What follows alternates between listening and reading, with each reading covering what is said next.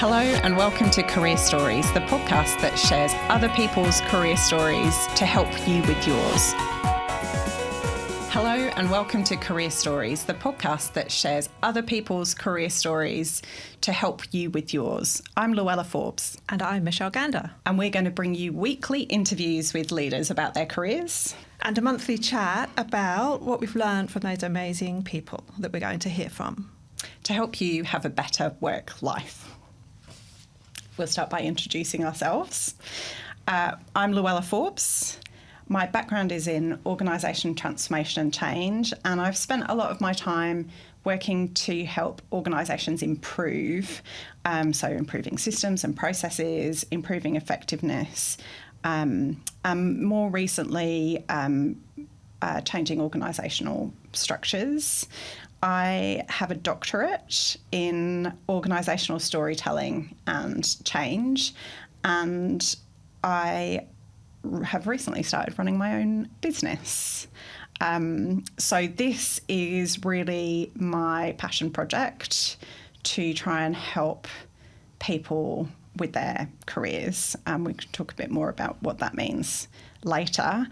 Michelle, do you want to introduce yourself? Sure, and that's really interesting, starting your own business. My career is very different to that. So I've worked in universities for over 20 years. I did start out in corporate and I hated every minute of it. So I was lucky enough to get a job at university and I found my tribe, which is really important. And we'll probably get on to talking about that as the months go past. But I started off working in a faculty in a university as a kind of project manager, went through the ranks, kind of like hierarchical promotion, quit my job in the UK and got my PhD. So I've actually got a PhD in career management, so hopefully that's going to be helpful in this endeavour. And went back into corporate services, but I am now an academic and I work in a business school at Murdoch University. Fantastic. It's interesting that you didn't really enjoy corporate life because I actually loved corporate life. I started off working, my first ever job was for a recruitment company. I was there for kind of 5 years and I felt like I'd found my home. And then I ended up going and working in financial services before I moved, because we've obviously both moved from the UK to Australia, if you can't tell from the accents. Yeah. I moved to Australia in 2008 to Sydney, and I worked in consulting in Sydney, and then moved to Perth in 2015. And I've mostly worked in consulting, but I've also worked in corporate roles. I ended up getting a nice quiet government job in health during the pandemic. Turned out nice. Not to be quite as I had planned. Yeah. And I've also been kind of program director on a large merger was the last job I had. And then I got made redundant and I decided to set up and do my own thing.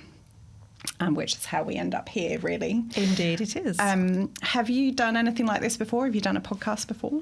I have not done anything like that. Well, that's a lie. I've not done a podcast. So I did try to launch a YouTube channel, doing like little career management videos. But the job I had at the time, I just found it impossible to keep that up, to find the time to, I like learning to edit, to be consistent, to learn to edit, to do all those things, and then also to be true, market it, right? That's not my natural way of operating.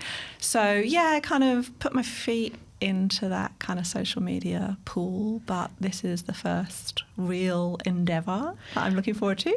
I think the closest that I've come is when I was about 14, I used to record the top 40 charts on a Sunday. As we all did. In my... on a cassette. Yes. Ask your parents, kids.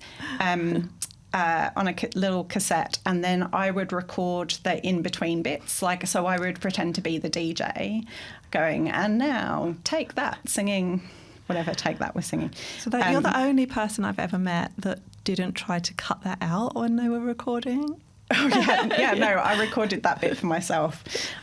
So, yes, both of us are new to this, but both quite keen and passionate, I guess, about the topic and the opportunity. Yeah. And I guess we'll treat it as a learning experience. Absolutely. And just being able to download these amazing people's brains and learn from them for us and for our listeners is going to be really cool.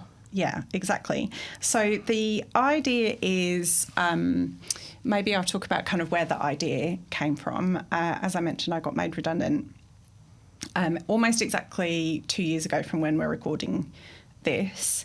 And I was already doing my doctorate at the time, and I had a bit of a think about what do I really care about? What's the thing that I most love doing, and what kind of lights me up, makes me want to go to work every day. And I realised that actually the bits of my career that I have valued the most have been the bits where I've been able to help people who have been in my team to navigate some of the challenges in their career. And I get in my job doing transformation, I get to help organisations make better workplaces. But I think that one of the ways that you can help people's working lives be better is to help them have better agency and kind of ownership and be able to take action in their careers. And so when I was thinking about what did I care about, I was thinking about how do you make people's working lives better? And then I kind of went to, well, I'm already doing that at an organisational level with the transformation programs, but what would happen if we could help people navigate their careers and have more ownership over their careers? Would that make their working lives better? And then also thinking about people who are people managers and helping them to be better people managers. And so I've actually created two things. This is the podcast, but I've also created the Career Library, which is a membership that people can join that's got a whole load of information on it to help them better navigate their working life. It's called the Career Library. It could have been called the Working Life Library, but that sounds a bit less snappy. So It's called the Career Library. And then this podcast, Career Stories, is kind of the complementary bit to it. So we'll have some bonus episodes that will go into the Career Library membership. We'll do some regular emails and things and share information resources from the things that we learn. Yeah. And I think that's it's a really good point around kind of how it's almost for me, like obviously I research and teach, and it's how can you help a wider set of people, right? So I can help individuals, and I have all through my career as well, like the mentoring people. I'm a mentor at the moment. And when you said about doing this podcast, like it is about how do you take that to another level to help more people, because there's only so much you can do on an individual to individual basis. Yeah, and I think also the thing that I like about the podcast is a bit of the opportunity to have a proper chat. There's, I find some of the, doing LinkedIn posts or Instagram posts or whatever, they're quite, you have to be short and brief and you're kind of summarising really complex issues into something that's really quite short. And for me, I think there's an opportunity for us to have proper discussions about some of these things. So I'm sure that we're going to end up talking about kind of a range of things. But to just give you an overview of what people can expect, I'm going to interview leaders every week. And I'm going to be asking them about their career. So I'm going to be asking them about what's the job that they do now. And I think it's really interesting. I've already found it really interesting. Yeah. I keep calling Michelle and going, I just spoke to this person. It was really interesting. But really interesting to find out what people actually do and how the world works, really, like how everything fits together. There's just so many amazing jobs out there, right, that you don't know anything about. And the things that you don't even think about as well, like, so we've got somebody, for example, who is responsible for traffic. And I don't think I'd really thought about it before, but somebody is responsible for managing traffic. So I've got a whole bunch of senior leaders who I have been interviewing, and these episodes are going to come out every week. We've got a really diverse range of people across a range of different industries and locations. Important to say that we're based in Perth, Yes. but this isn't going to be a Perth podcast. I've been interviewing people. I've got interviews lined up in the UK. Back home? Back home. I'm hoping to interview some people in Europe later in the year. We've got a really interesting range of people who have either pivoted careers or had the same career and the same job. We've got people who've moved countries like we have. We've got people who've moved industries. I've got really interesting mix, I hope, of people and organisations to hear about. And then I was thinking about how do we make the most value for listeners, and I thought it would be really great to have someone I could talk to regularly about actually what are the themes and topics that we've learned. Michelle, do you want to talk about what you think some of the types of things that we might end up talking about in those monthly episodes that we do? Yeah, I think it'll be really interesting because, as you say, you've got such a diverse set of people to draw on. But I think the common denominator is they've had organisational careers, and so that sets the boundaries really of what we're talking about. So they're all going to be so different, but there are going to be themes, and I think I don't know, but I've not heard any yet. Michelle hasn't heard of them yet. Yeah, no, that's right. And I'm not doing any interviewing because my job doesn't really allow me to do that.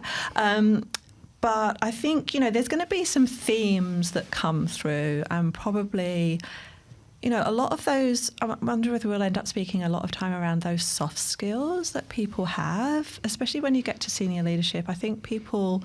the most successful leaders are those that almost leave their discipline knowledge behind and let their discipline staff do that. And I'm using discipline in a very broad sense, whether it's HR or finance technical or IT. expertise. Yeah, their technical expertise. You've got the people that are in charge of that. And so what do you bring as a leader? And I think that's always fascinating. And people have different ways of interpreting that. But I think if you've had a long and successful career, your emotional intelligence is probably going to be something that we talk about. Making the most of opportunities when they come along, like this, for example. I was just thinking about that in terms of, actually, it's a really good example of somebody coming to you with an opportunity and you going, that's quite scary, but yes, I'll do that. And I think that's what people do that have successful careers as well. They take risks in whatever form that makes sense for them, right? So I think there's definitely going to be themes that come out that are going to be able to cut across whatever industry you work for, or whether you're public sector or charities or corporate, kind of the issues are going to be the same, I think. Yeah, and I think there's also a bit of, and I have the advantage of knowing what people have said, I think there's also a bit in there about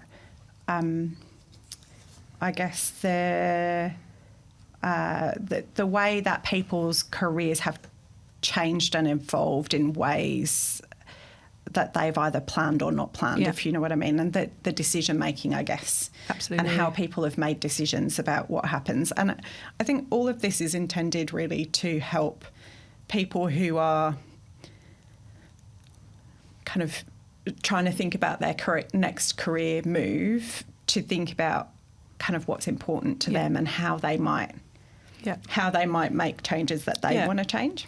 And I think I wonder whether what will come out is something around people's values as well, because a lot, I think your value alignment to your organisation is really important and probably quite an underestimated factor within whether you're going to enjoy your job or not. And I can speak from example because I've had a job that I absolutely hated. So I think that's a really important concept.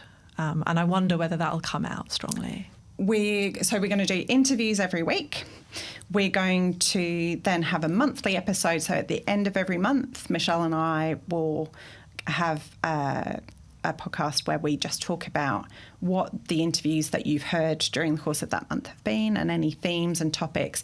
And if there are kind of resources or if there's information that we can provide, any members will get access to those in a monthly email that we'll send out. Absolutely. And I think the strength is, I mean, we're both, have our academic side of our jobs.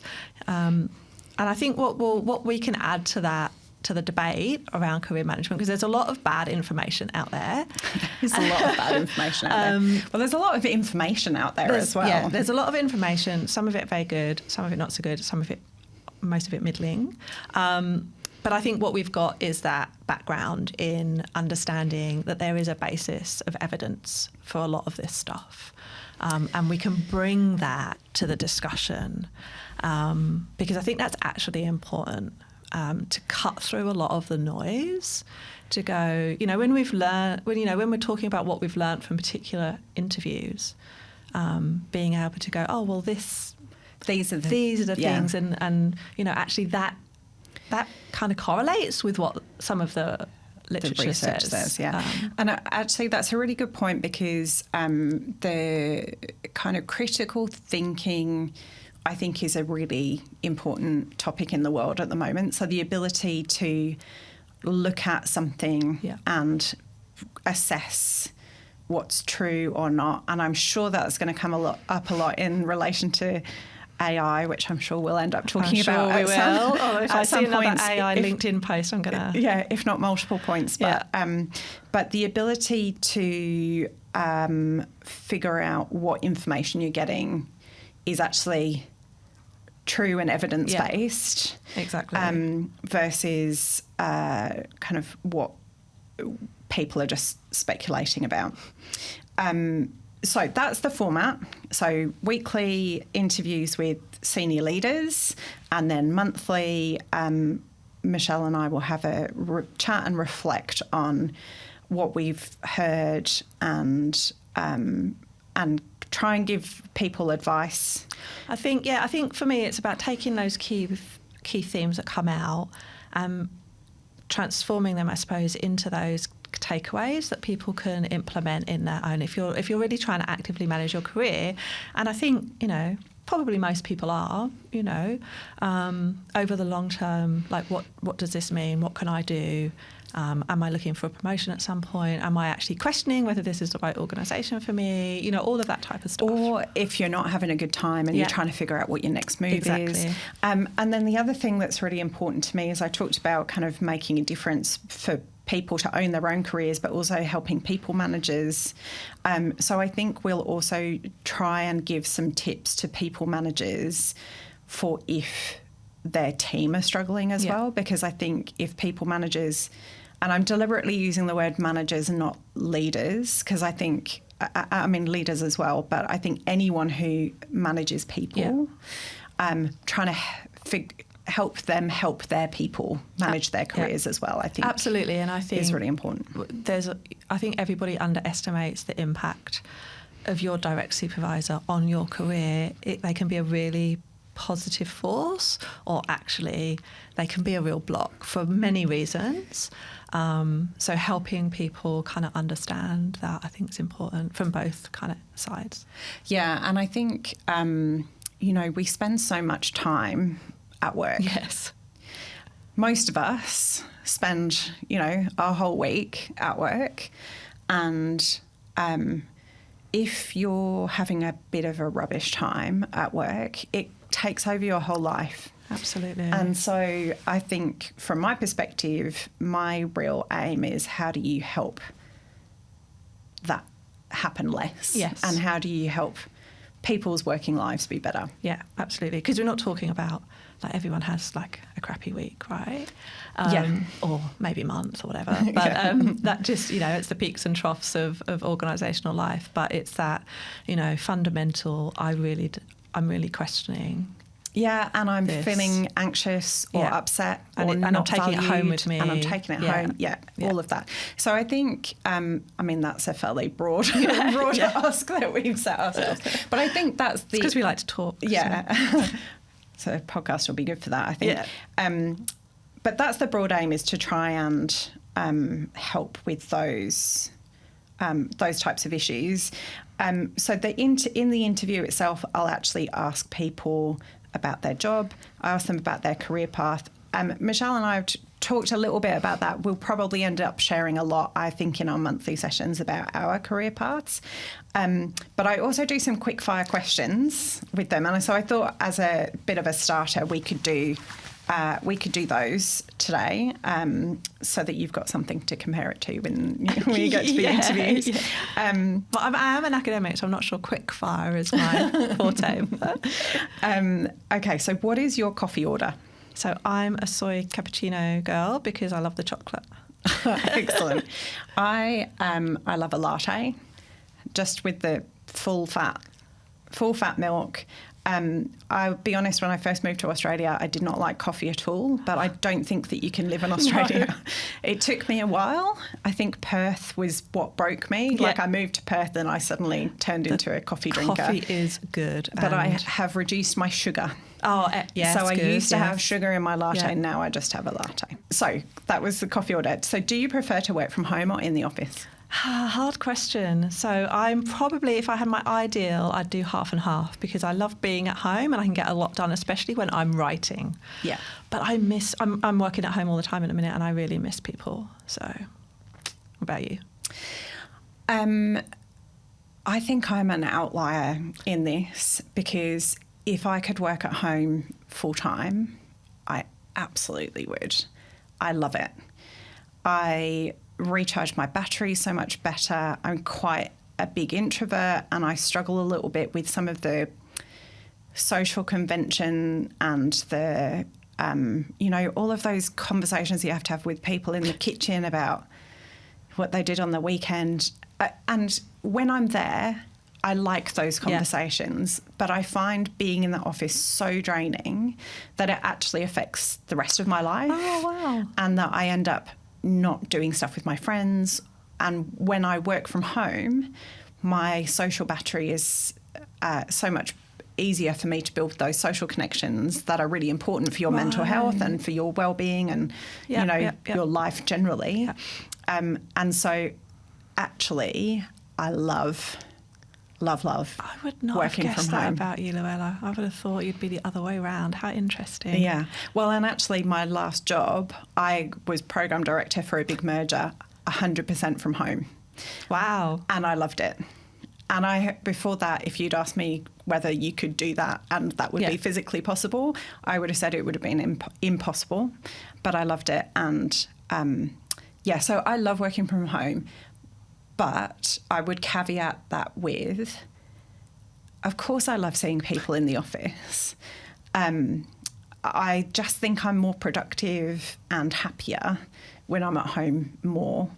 But there's plenty of times where realistically you need to be in the office to build connections, to have meetings, to have hard conversations. I think that was probably the thing that I found most difficult working from home. Yeah, I think hard conversations. I've really missed the camaraderie of being in a team.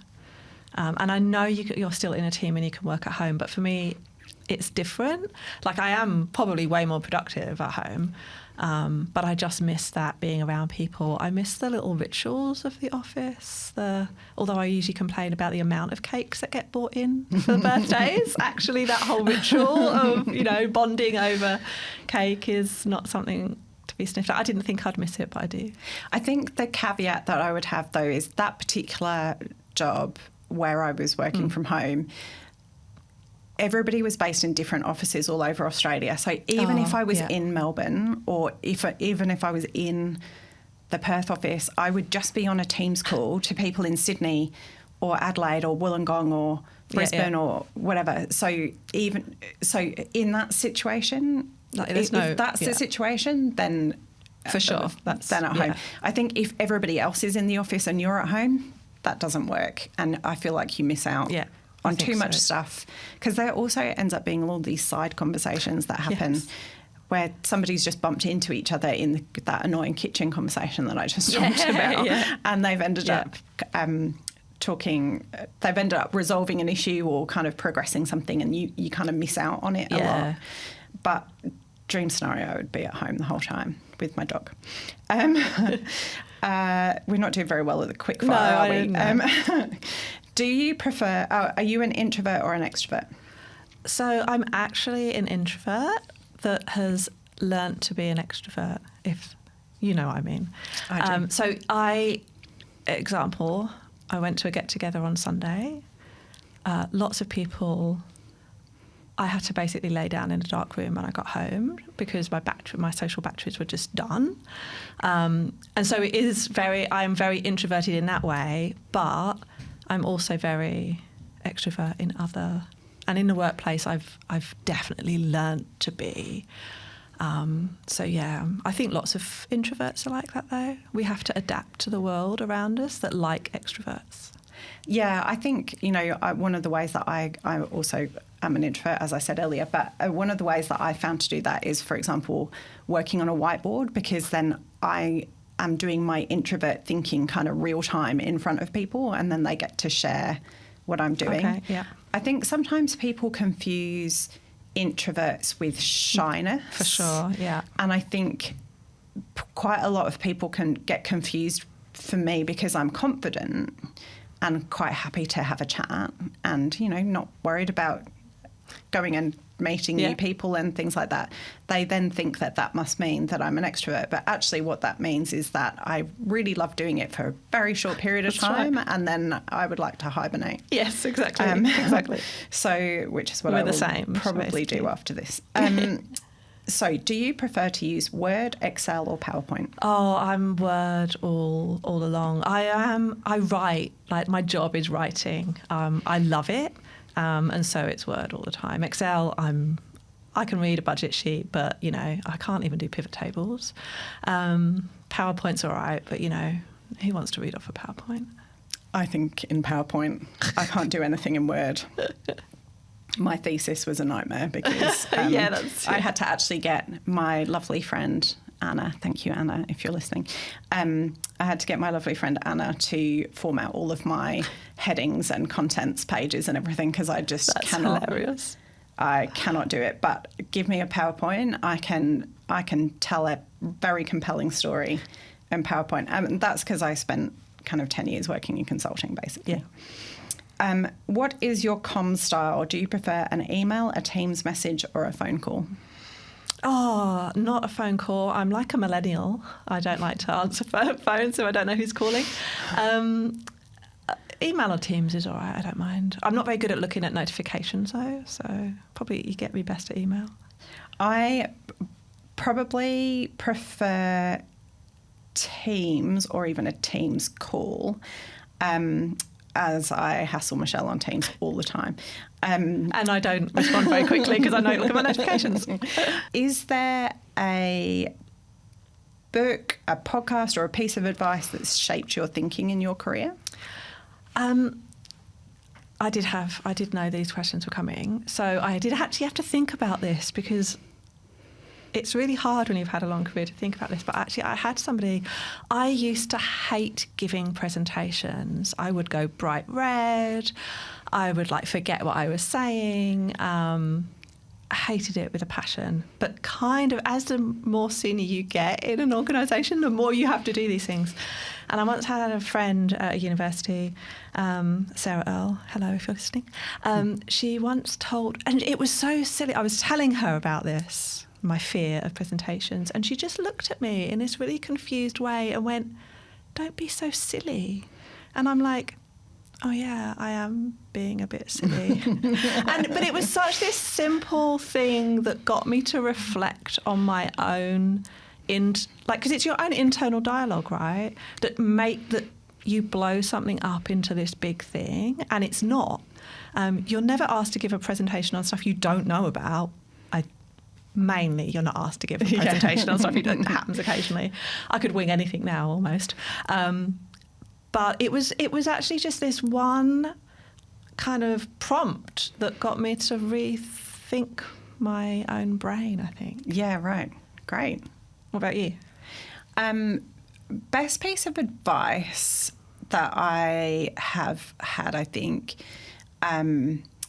was about, it was actually when I was in my first proper job, and hopefully I'm going to interview that leader. Oh yes, as part of as part of this process.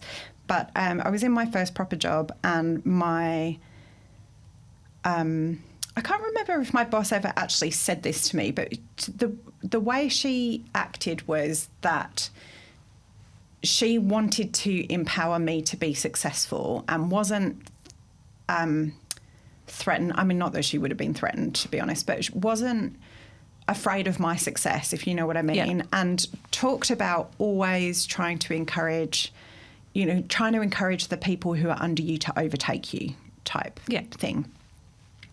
And I can't remember if she actually said it or it was just a feeling that I had or somebody said it, but I've always remembered that. And then as soon as I was a people leader, every time I had somebody who I could see was a bit of a superstar, I was kind of like, actually, how do I help them be kind of ready and not afraid for them to be better than you? Yeah, absolutely. I guess it was the gist of it. Yeah. And I'm not claiming by any means that I was better than my boss, but the fact that she wasn't afraid of encouraging me and letting me shine was really valuable to me and became really valuable to me as a leader. And actually, that actually takes me on to my next question, which is, what are you proudest of in your career? And for me, if you don't mind me going first, for me, what I'm proudest of is some of those junior people who I was able to kind of fan the flame and help them grow. And without a doubt, some of them are way better than me. And I'm so proud of them and what they've achieved and how amazing they are. And I just love seeing those people grow. Yeah. It's really interesting because I didn't know you were going to say that. And so that was actually going to be mine. Oh, really? Yeah, it's really interesting. So I love to surround myself. I'm not one of these people that pretends to know everything or, you know, we've all had bosses that are a bit like that. But I love to surround myself with like the smartest people. It's the joy of actually working in a university is you are surrounded by some of the smartest people you're probably going to meet. Some not so, but, a lot of them are.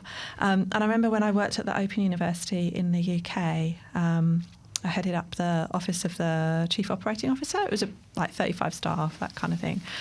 And I remember I had two amazing staff members, Alexis and Dagmara, still remember them. And in some respects, they're really hard to manage because they were so good. It was finding enough challenging work assignments to give people because they could just like get through the work. But seeing them flourish was just so amazing. And they've had fantastic careers in universities back in the UK. I don't even know if they remember me, but I remember them. And I just think it's so important. I did think I wrote a LinkedIn post a number of years ago now, and I think I titled it "Fly My Prettiest Fly." I love it. Yeah. So yeah, that was my. But that actually brings us really nicely back to, and that's why we're both here, really, isn't it? Yes, absolutely. Because that's what we want to do as part of this. So just as a recap, so Wednesdays. There'll be an interview with the leader. At the end of the month, Michelle and I will get together. We'd really love for you to be part of our community. So you can join the podcast membership at the Career Library. The details are in the show notes. And for that, you'll get a bonus. You'll get access to bonus episodes. I think there's probably going to be one or two a month in terms of bonus episodes, and then you'll get a monthly email from us with any of the resources or guides or tools or tips or whatever that we've talked about in the monthly episode where we talk. And then we'd love to hear people's questions as well. Absolutely. That would be really, really good, actually, to get people's questions or observations, thoughts about what they've heard in the interviews, or any career-related question we'd be happy to tackle. I Yes. And so we'll also have a section on those your questions in our monthly episode.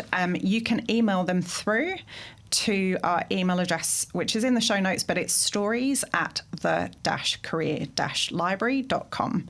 And you can find more information about the Career Library and the membership and everything through the links in the show notes on LinkedIn or on Instagram. Yeah. And we want people to subscribe. Oh, yes. Leave a review once you've heard a couple of episodes, I'm guessing. Yes, we'd love you to subscribe. So in whatever your podcast app is. Yes. If you can like and subscribe, that and would be amazing. share the pod, that would be good. Yeah, fantastic. Is that it? I think that's it. And so you'll be back. I'll be back in a month. At the end of the month. At the end of the month, talking about people that I haven't listened to the interviews yet. And I did think whether I would tease what they are now. I think I'm going to leave it to be a surprise. Yeah. But there's good people. I know who they are. I just haven't listened to the... It's going to be great. And I will be back next Wednesday with the first of those interviews. Excellent. Good job. All right. Fantastic. See you then. See you then.